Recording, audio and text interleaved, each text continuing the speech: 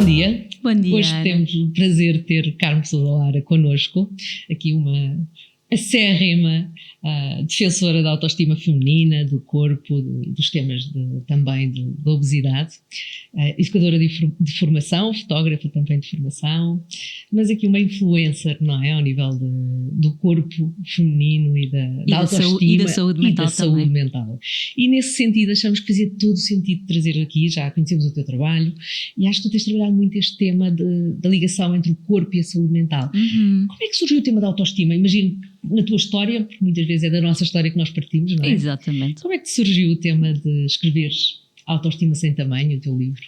Olha, obrigada por este convite de estar aqui, que honro muito e fiquei muito feliz de estar aqui convosco, porque como já te disse em off, vocês têm uma profissão que eu admiro muito, gosto muito, e não sendo terapeuta, psicóloga, nada disso, sou grande defensora das questões de saúde mental. Sim. Porque de facto estão na ordem do dia.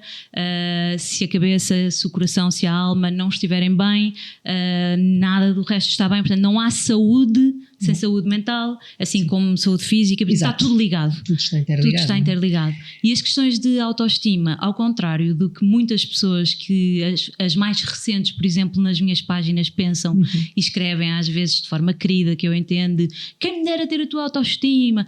Hoje vinha no carro e uma dizia, bem, se eu tivesse 1% da tua autoestima. E eu rio-me para dentro, sim, porque obviamente eu falar destes temas não é porque eu tenho uma ganda basófia, não é porque eu me sinto a última Coca-Cola, foi exatamente o oposto disso. Tu olhaste para isso e foste trabalhar sobre isso, não é? Porque foi por vir de um lugar onde não tinha esse acesso, não tinha esse recurso, ou não sentia, era ao contrário, não é? As pessoas de fora, mesmo com as questões do corpo, que provavelmente já lá vamos, tinha mais peso, ainda não tinha obesidade, mas já tinha as minhas curvas, sempre fui estruturalmente grande e larga, mas aquelas coisas óbvias das pessoas dizerem que olhos tão bonitos, que cara tão linda, coisa tão linda, e aquilo para mim ser altamente dicotómico, era quase como se houvesse um mas à frente, não é? Havia um muro, não tocava. É dizerem-te algo que tu não sentes, é o mesmo, sei lá, de eu olhar para ti e dizer-te as tuas calças são verdes. Sim, não tem nada a ver. Não tem nada a ver uma coisa com a outra. E aquilo entrava em conflito. E depois as pessoas que me viam para além disso e se sentavam um bocadinho mais perto, não fisicamente de mim, mas interiormente, e me diziam, mas tu não sentes, tu não vês que és X ou Y ou assado, não vês, e depois diziam inúmeros talentos e dons, atributos físicos, outros não físicos, mas não vês, tu não sentes, não é? E eu não.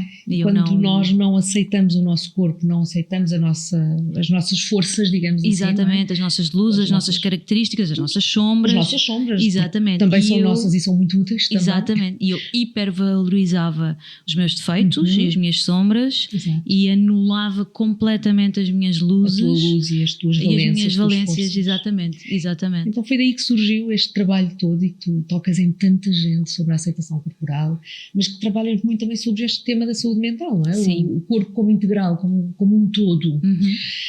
Mas a sociedade põe muito peso no peso, não é? Eu acho que mais do que o peso do corpo é o peso social, pois aquelas frases que imagino que deves ter ouvido ao longo da tua história muitas vezes, não é? Sim. Estamos aqui a chegar à fase do Natal, que é uma época tão difícil, ver aquela tia que diz... O primeiro comentário que faz é o nosso corpo. Exatamente. Está mais gordinha. Ou anda a comer muito. Ou tem que fechar a boca. Ou bem, há tantos. Há tanta coisa. Eu agora há pouco tempo aconteceu estar com uma tia minha, um bocadinho mais distante, mas com uma tia que já não via, se calhar desde o tempo da Covid, há 4, 5 anos que eu não o vejo. E quando ela me vê, a primeira coisa que ela me disse foi: ai, estás tão gorda. Foi o primeiro comentário que ela me fez. Não vê há 5 anos. Não é? Exatamente. Como o peso que a sociedade põe nisto, e na mulher, não é? Principalmente. Exatamente, aí é que está, que é, primeiro isso dá muito que pensar, não é? Uma pessoa que não nos vê há anos, que até é um familiar ou um amigo, e a primeira impressão que tem e que verbaliza perante ti é: está tão gorda. Exato. O que é que isto diz? Exato. O que é que isto diz de nós? O que é que isto diz da nossa sociedade? O que é que se passa para esta ser a primeira observação que eu faço? E quantas vezes eu ouço mesmo Quantas mulheres partilham comigo em consulta destes comentários da família: já comeste muito pão, não comas, vais comer isto, mas tu estás a comer um segundo doce. Sim. Toda esta pressão que existe, que muitas vezes não se ouve ao homem. Muitas vezes o homem não lhe é dito: estás a comer uma segunda sobremesa. Sim.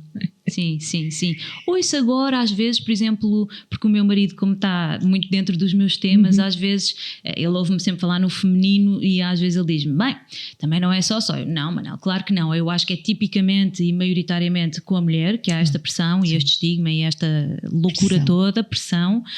Claro, também há com o homem, a dada altura, e a barriguinha e o etc., mas não se compara, em escala não se compara, não é? É socialmente aceite um homem grisalho, maduro, com a sua barriguinha, coisa, etc. E olha a vida que lhe dá tanta graça e tanto charme, e a mulher, se tiver cabelos brancos, por exemplo, é uma desleixada, que não se cuida. Se tiver barriga já... Se tiver barriga, oh meu Deus, tipo, encolhe essa barriga, esconde essa barriga, vai comprar uma cinta, umas cuecas, qualquer coisa que tape isso. Faz qualquer coisa, mas tapa. E tens isso em relação a tudo na mulher, não é? E hoje em dia é muito assustador, por exemplo, nas camadas mais jovens, as estatísticas provam, não é? Os números que dispararam na estética, na cirurgia estética, nós vemos as caras das pessoas a ficarem todas iguais e todas transformadas. O que é que se passa? Porquê é que estamos com tanto medo de envelhecer? E aqui, nestes temas do corpo, há sempre fronteiras ténues, e é isso que eu me preocupo muitas vezes em trazer, porque imagina, eu considero-me no bom sentido vaidosa, se é que isso pode ter uma conotação má ou boa. Gosto de cuidar de mim, gosto de cuidar do meu corpo, gosto de estar bem e sobretudo honrar aquilo que Deus me deu, que é este corpo. E para mim há coisas que eu gosto de fazer, há outras que não, mas isto depois tem uma fronteira ténue, o que é o meu autocuidado e o que é eu passar para lá da barricada e que já é uma cedência a um padrão que tu não estás a perceber-te que te está a comer, ou seja, que não estás a fazer por ti, estás a fazer para mostrar ao outro, estás a fazer para fit in. Contra ti, porque muitas destas questões já entra no perder a saúde, não é? Exatamente. Porque se a obesidade é uma doença, também esta obsessão por esta estética também se torna muitas vezes um processo muito obsessivo, muito doentio, não é? Eu acho isso, mas ninguém fala disso. E que tem efeitos na saúde mental perversos. Exatamente. A pessoa fica refém, dependente daquele número, daquele fito que tem. E usaste a palavra certa, é compulsivo, porque depois aquilo não tem um fim. Aquilo é sobre coisa, sobre coisa, sobre coisa, e tu queres mais e mais e mais, e quando achas que já foi e já está bem, não, vai mais a seguir e entra no compulsivo, no comportamento compulsivo. E na base temos sempre este tema realmente da autoestima. Exatamente, e aí o que é que te está a faltar? Isso. E que vem de dentro, não é? Não se trabalha de fora, trabalha-se de dentro. E o curioso é que exatamente com o peso, tocando aí, é praticamente ou muito parecido, que é muitas pessoas às vezes que conseguem perder o tal peso, mas eu não gostava de usar o termo pelas razões erradas, por isso é que vou pôr aqui entre muitas aspas, mas porque vão em busca de algo, e nessa perda de peso, se calhar não tão focada, por exemplo, na saúde, chegam lá e têm um grande baque. E achavam que a felicidade delas ia estar ali, no 36, no 38, naquelas calças, naquela roupa, e de repente vão de frente para o muro. E percebem que afinal estão pior do que estavam antes. 44. E chegam muitas pessoas, não em clínica, não em gabinete, mas em mensagem, em DM, a dizer que continuam infelizes, estão tristes, ficam deprimidas, entram em depressões e não percebem porquê. Porquê é que isto acontece? Até porque estavam à espera que o tesouro estava no fim do arco-íris, que é quando eu couber no 36 eu vou ser feliz. Exatamente. E agora que chegaram ao 38 ou 36 continuam a não estar felizes. Exatamente. Não é? Porque colocaram toda a expectativa naquele tamanho, no corpo. Tamanho, é? Exatamente. Então este trabalho do corpo tem que ser mesmo muito de dentro. Não é? Totalmente de dentro, ou seja, eu tento não ser hipócrita e não criar esta bolha de o corpo, o exterior não importa. Claro que importa, e Deus criou-nos pessoas estéticas, criativas, harmoniosas, tudo tem uma harmonia, claro que importa, nós admiramos a beleza, embora ela seja completamente subjetiva, importa, mas o de dentro, em prioridade, em escala de prioridades, atividades está no topo, está na maior importância e, portanto, quando tu começas os teus processos por fora, com o objetivo de fora, pela casca, os outros o de dentro, não é? É uma maçã que ainda está vermelhinha por fora e por dentro está podre. Não, e este conceito de estética que vai mudando tanto, não é? Porque nós já tivemos, a gordura é formosura, não é? Mulher magra. Exatamente. Há pessoas que levam um ano, porque se emagrecer não é fácil, ganhar peso também não é. Também não. Mas ao conceito, agora estamos no conceito do fit. Nós voltámos agora, nós passámos da trend dos curvies, mid-sizes e isso começou a entrar nas passarelas, os Estados Unidos deram muita força a isso, blá blá blá, e agora há toda uma nova trend, sobretudo de TikToks e de camadas mais jovens, de extrema magreza, super preocupante. Mas isto é como estás a dizer, isto é cíclico, isto é o mundo a ser o mundo, ora curvas, ora magreza, ora curvas, ora magreza. A questão é, nós não somos de plasticina. Sim, nós não somos um slime. É uma das frases que eu ouvi hoje no teu artigo. Não somos. Nós não somos e o mundo comporta-se com a mulher como se a mulher fosse literalmente aqueles play-dohs dos miúdos que tu, ora espreme aqui, ora aumenta ali, ora aperta aqui, ora põe ali. E nós não somos isto, só que o problema é que estamos completamente convencidos e convencidas que sim. E o mundo vende-te esta informação, que é possível tu teres a tua melhor versão. A tua melhor versão, e a tua melhor versão é aquele que é formatado. É aquilo que definem, não é? Mas, Carmen, deixa-me fazer-te aqui uma pergunta, de aqui um bocadinho provocadora, mas isto do plus size, que as marcas começaram muito a adotar e começaram muito a fotografar, e que bom. E que bom que começaram aqui também na diversidade, e a trazer a diversidade também para aquilo que é os modelos e aquilo que é as roupas, e muito para a roupa interior, para a lingerie e tudo isso. Mas isto também não é uma tendência do teu ponto de vista? Foi, infelizmente. Pronto, é porque eu senti que houve aqui algumas marcas que começaram a trazer este tema quase como uma inclusão dentro do tema da diversidade, mas não como uma verdadeira aceitação. Dói-me imenso ter que admitir isso, porque ali pós-pandemia 2021, 2022, eu como modelo curvy ou plus size, comecei finalmente a ter trabalho. Eu que outrora em Portugal nunca tinha tido uma porta aberta para a carreira de modelo comercial fotográfico, e foi um sonho desde sempre, mas nunca preenchi os requisitos, porque não tinha corpo para isso, não é? Vestia 40 na altura, 38, portanto já estavas completamente fora. E lembro-me, portanto há 3 e 4 anos atrás, de pensar, vamos ver se isto é de facto uma cultura que está a mudar e que se está a abrir, ou se isto é uma trend, ou se é uma moda, ou se é uma coisa mascarada para ser mais cool e mais fixe para as marcas. E esperei ali 2 anos, e o que aconteceu?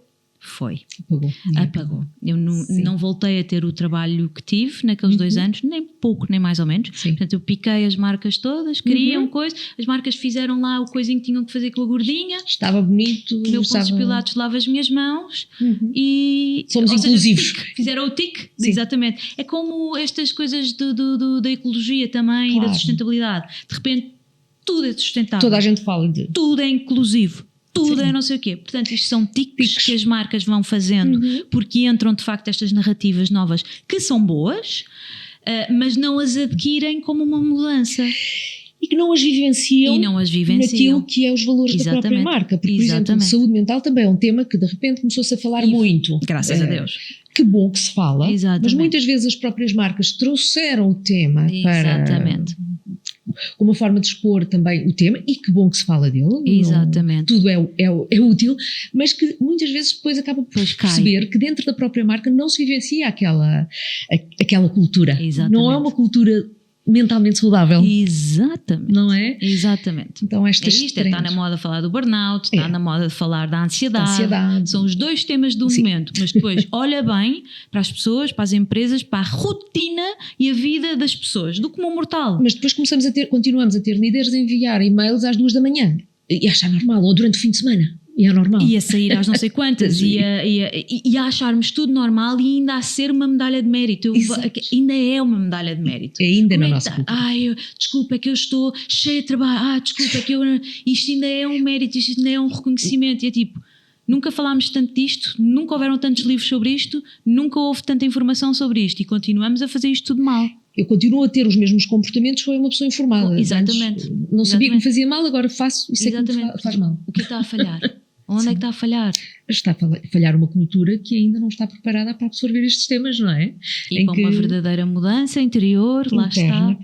Para agarrar o problema como ele é, não é? Por exemplo, o burnout é um dos maiores números que nós temos em termos de saúde pública, em termos de doenças, em termos de stress, não é? Quando falamos de burnout, falamos de stress, às vezes não só associado ao trabalho, obviamente, também às vezes pessoais, mas que afeta tanto, tal como a obesidade, e aqui se calhar é o tema da obesidade, que continua a não ser assumido como uma doença, não é? Ainda é... Sim. Fecha a boca. É o que se diz. É das maiores crueldades.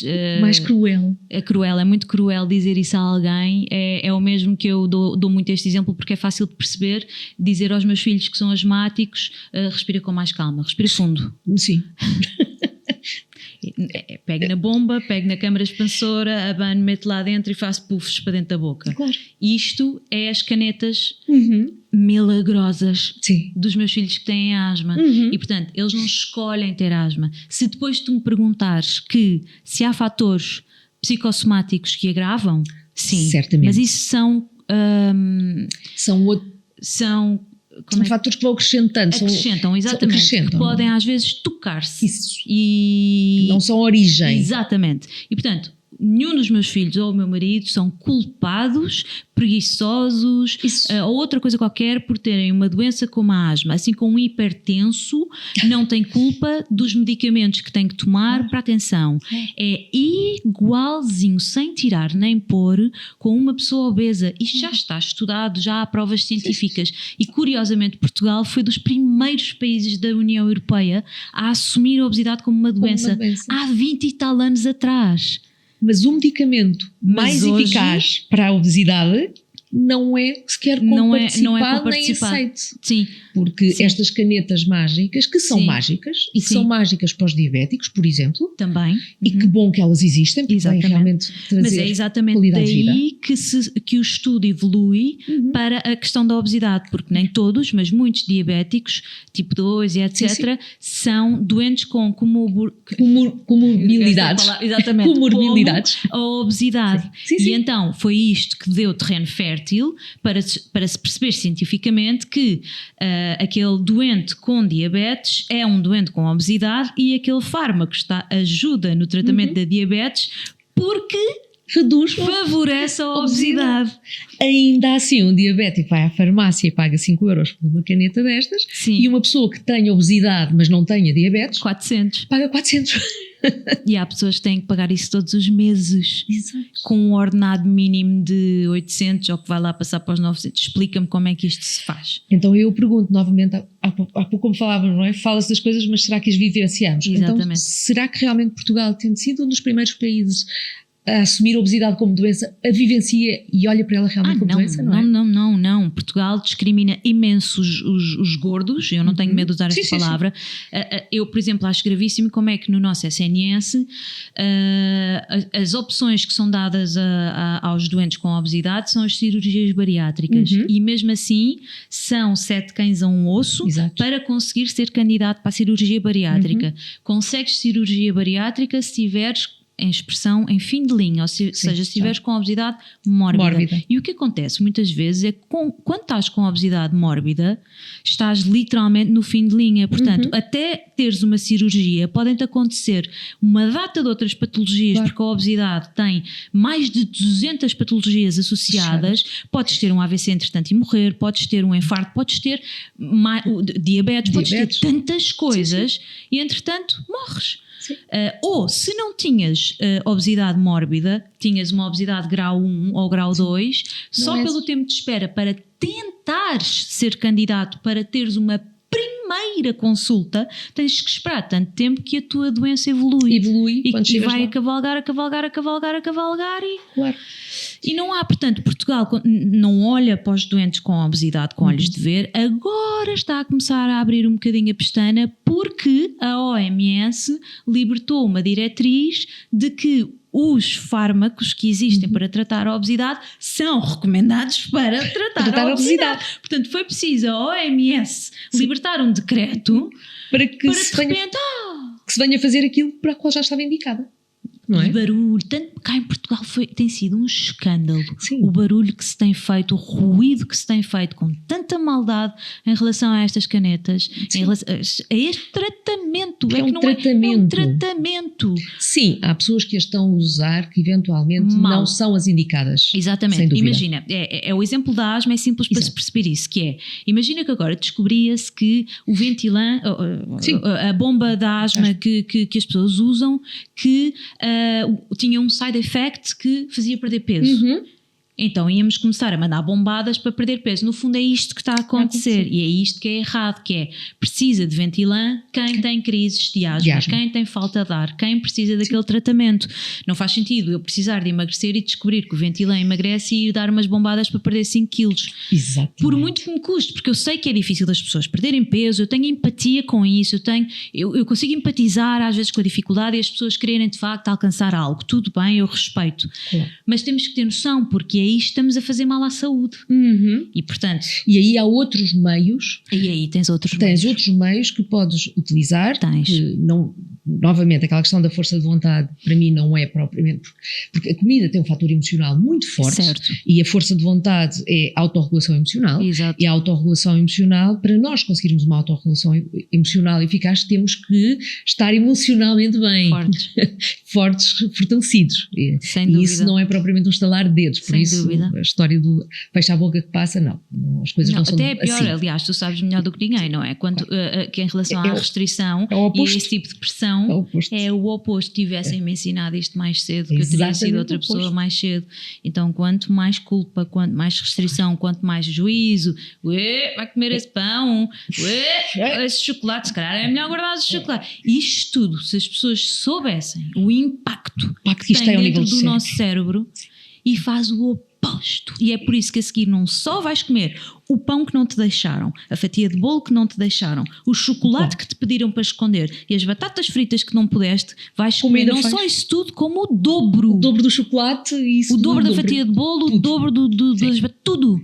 Sim, porque aquele vazio emocional que fica, da frustração com que fica, o mal-estar que ficas, vai-te produzir uma necessidade muito maior. E que depois vem a culpa e a vergonha, que é outro dos temas que tu falas muito. Claro, livro, que vem logo a seguir. Eu lembro-me de uma fase da minha vida sombria neste sentido, em que eu fazia as refeições do dia, às 4, 2 e 3 vezes, todos os dias. Sim. Às escondidas de toda a gente que estava à minha volta. Portanto, as pessoas estavam à minha volta, viam uma refeição do meu dia. Mas como uma pessoa que tem um distúrbio alimentar é uma pessoa que inevitavelmente aprende a ser mentirosa e manipuladora. Aprende muito bem a gerir o tema da alimentação e a esconder. Exatamente. Apesar de, isto para mim é duríssimo dizer, porque um dos meus pilares mesmo é a honestidade e a verdade. Mas eu aí estive doente. Mas tu estavas doente. E fui a um comportamento associado a uma doença. Claro. Não, eu não minto. Sim, mesmo, sim. Estás a ver? É uma questão mas mesmo. Ali mentia, fingia. Eu tomava pequeno almoço com uma pessoa, a seguir ia ter com outra, perguntavam-me se já tinha comido, eu dizia que não. Depois ia almoçar e almoçava com uma, depois com outra dizia que não, e almoçava outra vez. E isto eram os meus dias. Sim. E passava, quando estava sozinha de carro nos supermercados e nas bombas de gasolina, buma, não tinhas fome, não tinhas necessidade, não tinhas nada, era tudo aqui. Sim, era tudo na mente que estava ali a condicionar-te e não é, a pessoa não é mentirosa, é numa situação, num desgaste emocional e de uma falta de autocontrole emocional que só a comida consegue acalmar Exatamente. e principalmente muitas vezes os açúcares e os glútenes que acabam por depois ter uma influência muito mais... satisfatória e recompensadora ou não era isso que ias dizer? Não, sim, era isso, exatamente nesse sentido. Mas, Carmo, quando é que tu sentiste que houve aqui um trigger em ti que disse chega deste caminho que já foi tão árduo, não é? Porque tu começaste muito cedo, muito 17 nova. anos. muito nova a sentir o peso do peso. O peso do peso. E comecei na adolescência, ali no fim da adolescência, 16, 17 anos, portanto até aí não era... Já era ligeiramente fora padrão, mas porque me comparava muito, esse grande erro, com, por exemplo, as minhas primas e amigas que estruturalmente eram muito magras. E eu não tinha noção alargada do mundo e, portanto, aquilo era o meu mundo e o meu mundo era muito magrinho. E a minha mãe era muito magrinha. E, portanto, a comparação no meu mundo, na minha rede, era muito magra, muito pequena. E eu, que era, não gosto da expressão normal, mas era ali um nem gordo nem magro, um comum, considerava-me e sentia-me gordíssima, muito gorda, e foi aí que a minha questão até de dismorfia corporal nasce. Nasce até antes do distúrbio alimentar e das dietas e dessas coisas todas, este confronto de espelho de o que é que há errado comigo, há qualquer coisa que não está bem aqui. Isso, quando juntas depois a um padrão de ouves muitas críticas e muitas coisas dessas, faz ali um cocktail maravilhoso e super destrutivo.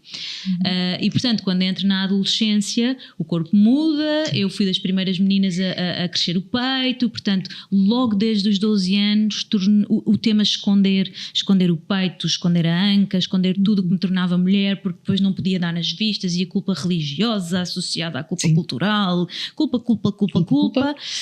E depois ali aos 16, 17 anos penso, ok, tenho que fazer a minha primeira dieta, senão ninguém vai gostar de mim, e o meu namorado não vai gostar de mim e toda a gente não vai gostar de mim. E a generalizar sempre muito, não é? A amplificar sempre muito. E então fiz a minha primeira dieta louca, onde perdi 10 quilos, e a partir daí começou uma roda e uma espiral que nunca mais acabou, que não é verdade, que chegou até aqui hoje. Agora é um caminho. E tu perguntas, mas quando é que foi o clique? E o clique não foi há muito tempo, ou seja, há um ano atrás, 2 anos atrás, 1 ano atrás, eu ganhei muito peso outra vez depois na pandemia.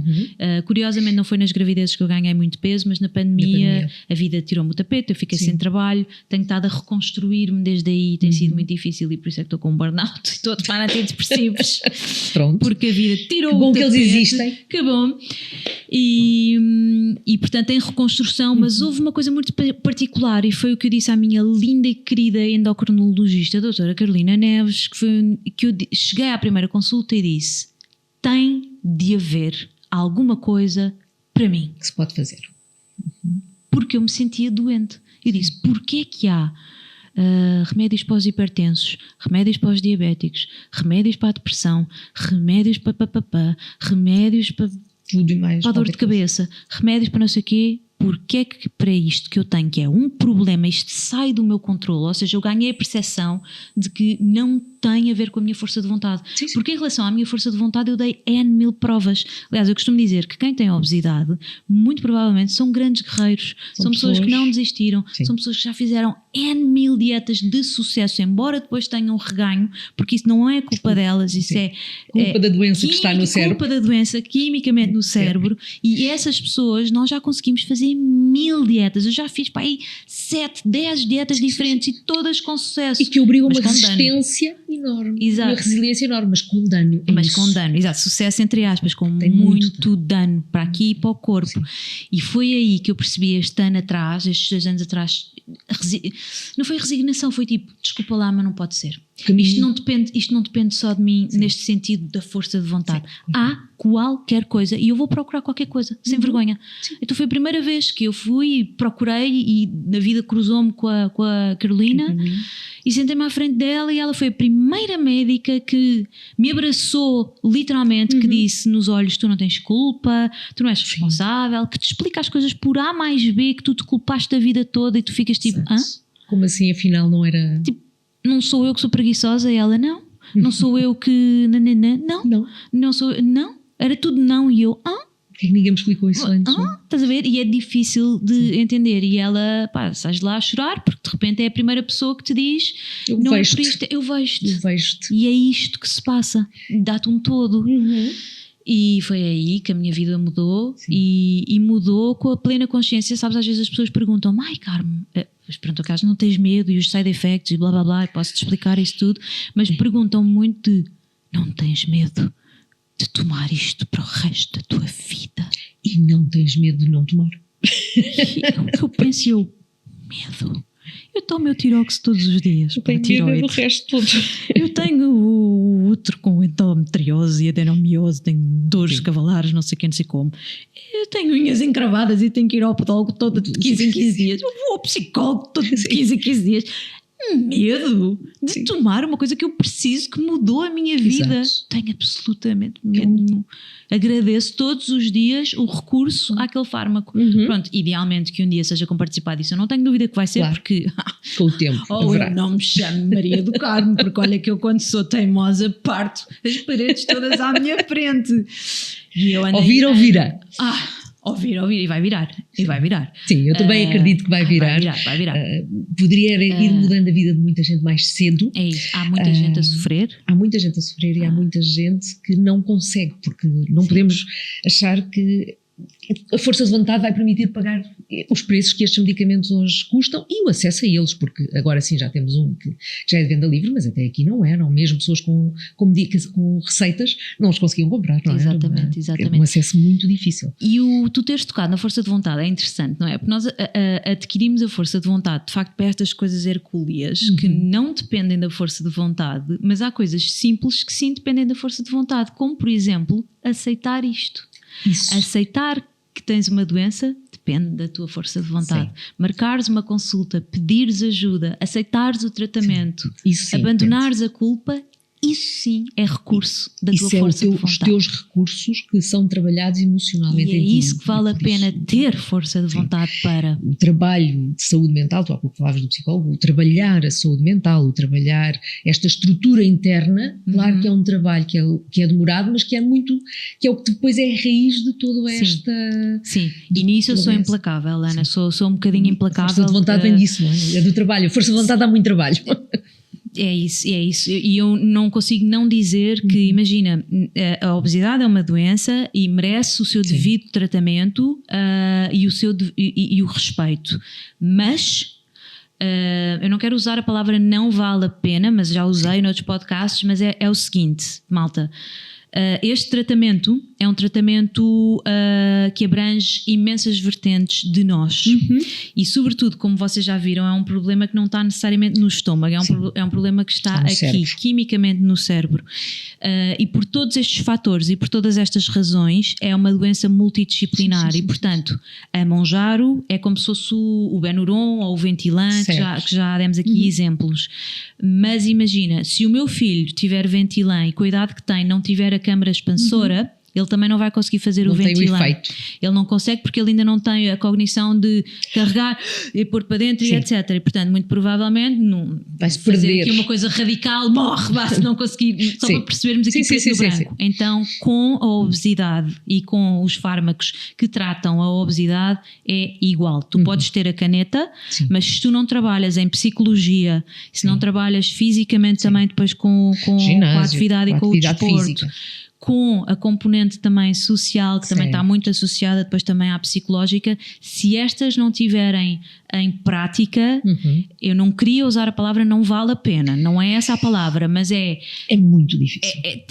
Não dá para dissociar, dá para dissociar. E eu tenho assistido a muitos processos a irem diretamente à caneta, ao tratamento, e depois esquecem-se que este tratamento precisa de uma câmara expansora onde colocas o Ventolin, onde carregas, onde respiras. E é o que depois vai dar toda a estrutura para que a caneta pode fazer efeito. Exatamente. Porque se a caneta é um medicamento.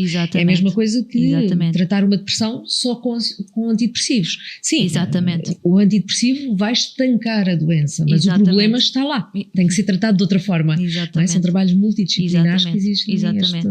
E depois fazendo esse processo bem feito, lá está, era o que eu dizia, a casca não queria entrar naquela hipocrisia, mas por exemplo, eu não faço a mínima ideia de quanto é que pesa atualmente, não sei mesmo, porque fiquei sem pilhas na bateria, na balança lá de casa, e por acaso no outro dia tive curiosidade, porque já tinha baixado umas calças, isto e aquilo, olha, deixa lá ver. Mentira, precisava de saber por causa da questão da apneia de sono, que era outra coisa associada à obesidade que eu tinha, a apneia de sono. Eu tenho tudo.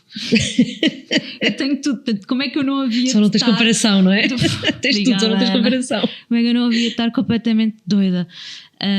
E então precisava de saber, porque tinha que bater ali um número, e eu disse ao médico: não me dê números para bater, porque isso não é fixe, não é bom aqui para a minha cabeça. E ele: mas eu preciso, como assim? Chega, não sei o E eu: está bem. E então queria tirar a limpo se já podia ir fazer o exame, o novo estudo do sono, para ver se já tinha melhorado a apneia e se já podia libertar-me do meu CPAP. Só por isso. Mas depois fui à balança, eu não tinha pilhas e disse: olha, que bom, o universo está mais dar.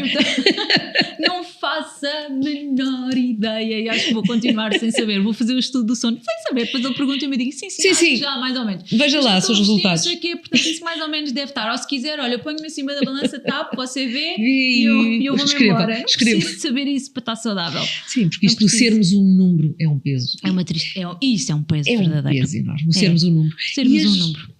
E a crueldade vem muito do feminino para com o feminino, não é? Muito o número na balança, o número na etiqueta da roupa, eu nunca vi.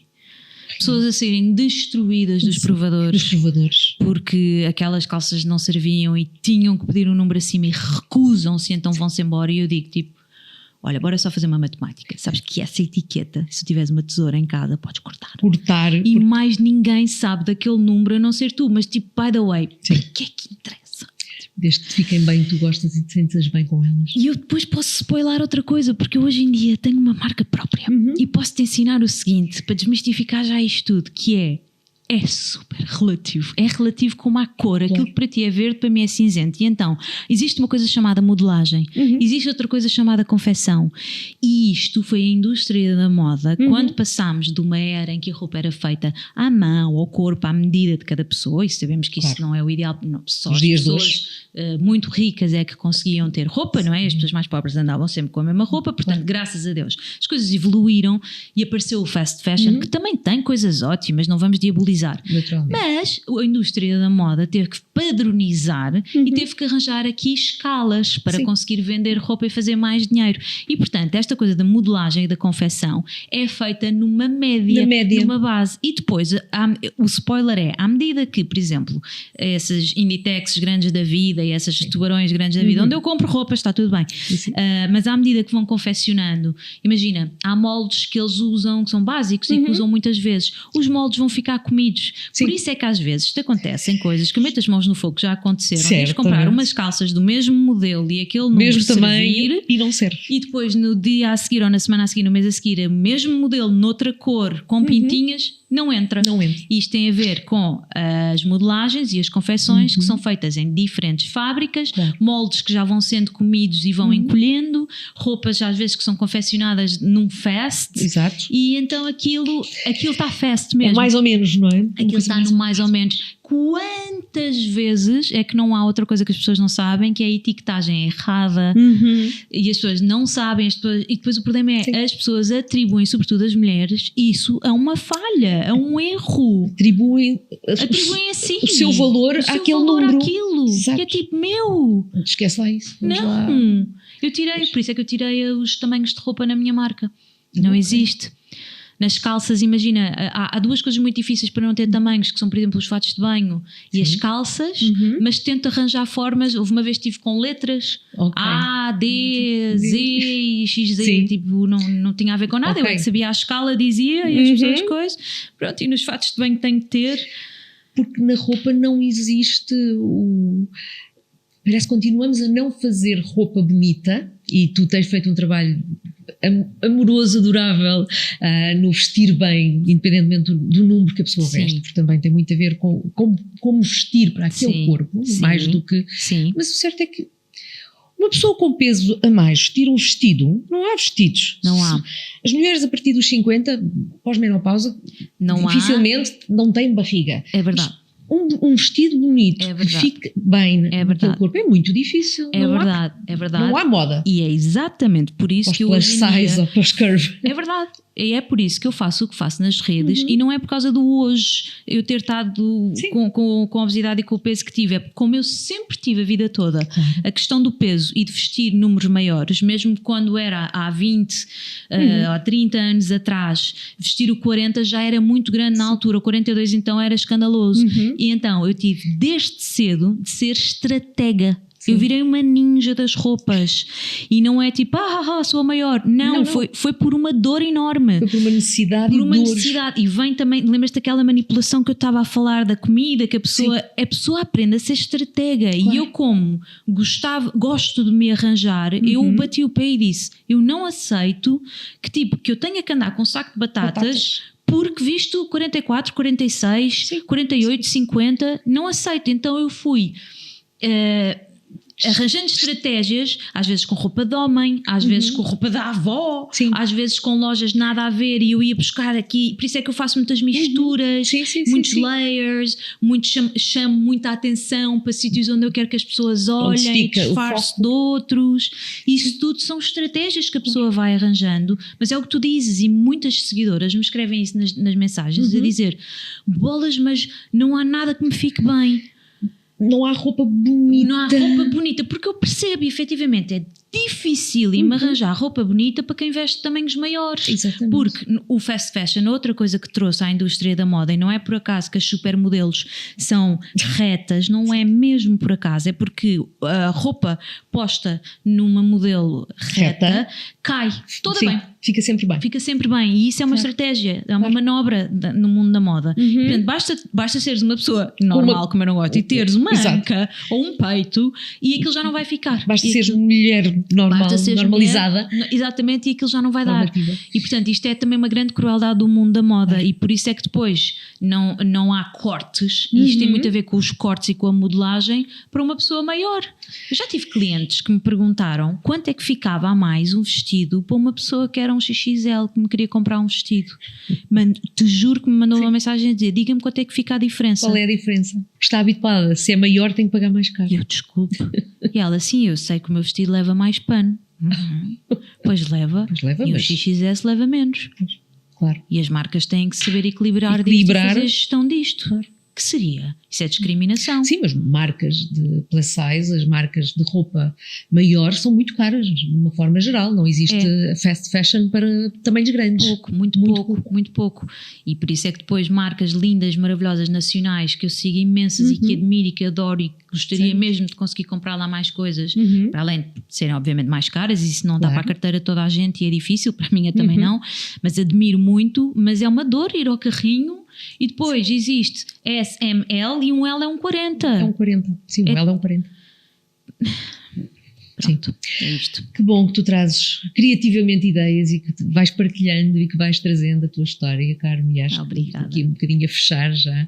Não sei se há alguma mensagem que gostasses de deixar de todo este teu percurso, e sei que deixas muitas vezes mensagens, mas aqui no nosso podcast e para os nossos ouvintes, há alguma coisa que tu gostavas de deixar para estas mulheres que continuam, não é que os homens não, também muitas vezes os homens, mas muito as mulheres, não é? Deixo para todos a propósito de um comentário que eu acho que te disse em off aqui hoje, que ressoou dentro de mim. Eu acho que é uma boa mensagem para deixar, porque às vezes não há esta noção, de uma seguidora que hoje comentou um post e dizia: quem me dera ter 1% da tua autoestima, ou se calhar já disse, já estávamos a gravar, e eu respondi-lhe o seguinte: sabes qual é o segredo? É que muitas vezes pedem-me esta palavra, segredo. Qual é o segredo? Qual é o segredo? E eu disse-lhe assim: olha, o segredo é que dentro de ti tens muitíssimo mais que 1%. Só precisas de encontrar. Sim. E então o que eu queria deixar é esta noção. As pessoas muitas vezes, e na maioria das vezes, acham que não têm dentro delas, que não têm autoestima, que não têm amor próprio, que não ficam bem nas roupas, que são feias, que são gordas, que não são capazes, não são talentosas, não são boas. E eu acho que isso não é verdade, eu acho que isso é mentira. Eu acho que as pessoas têm estes recursos lá dentro em abundância, mas às vezes há um entrave que está a fazer com que elas não cheguem lá.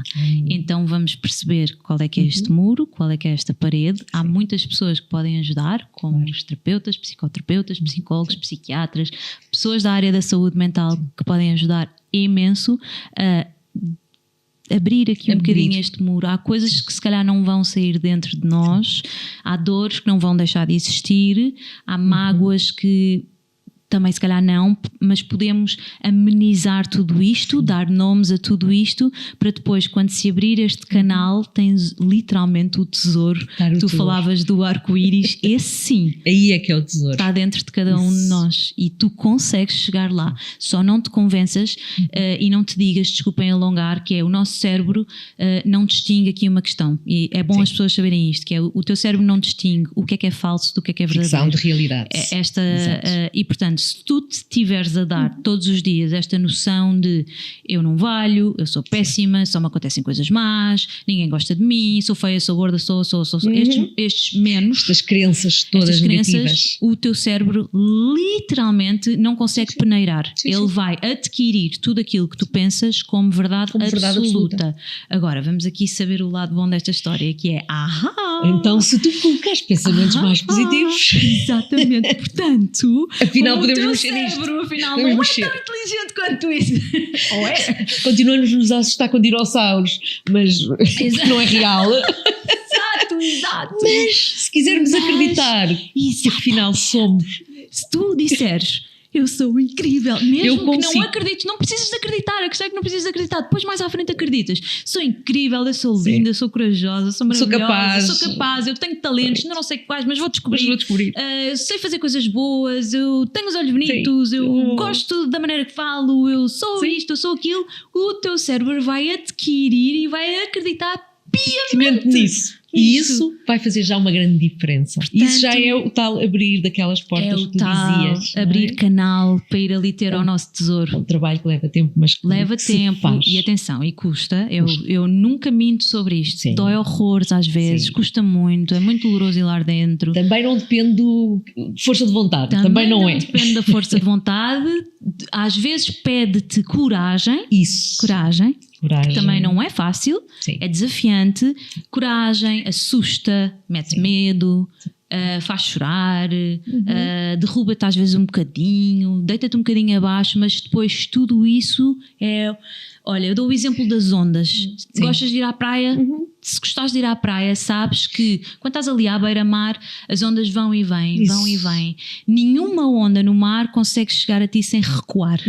Então este recuar são os nossos recuos, às vezes neste sentido de tenho que passar por um momento um bocadinho mais difícil para depois ser uma onda linda que vai arrebentar na praia. E leva estrelas do mar, peixes, algas... E aí sim vai-se abrindo estas comportas. Nós precisamos, porque a nossa sociedade também nos vende muito isso, que o não à dor, o não ao sofrer, o não ao incómodo, a tristeza. Sim, inerente na vida, não faz parte de sofrer. Eu ouvi tanto isto lá em casa, ainda não percebi era bem o que é. Sofrer faz parte da vida. Faz prescindir disso melhor, mas não vamos conseguir passar sem. Sim, mas nós vamos sempre precisar destes recuos para ter os nossos avanços. Então, umas vezes ganha a areia, outras vezes ganha o mar. Exatamente. E é neste movimento que nós nos desenvolvemos. Exatamente. E nos transformamos. Exatamente. Carmo, gostei tanto de ter aqui. Que bom, olha, foi tão bom. Muito obrigada. Obrigada por teres vindo. Obrigada eu, foi maravilhoso. E que bom que esta mensagem que chega a muita gente. Obrigada. Obrigada.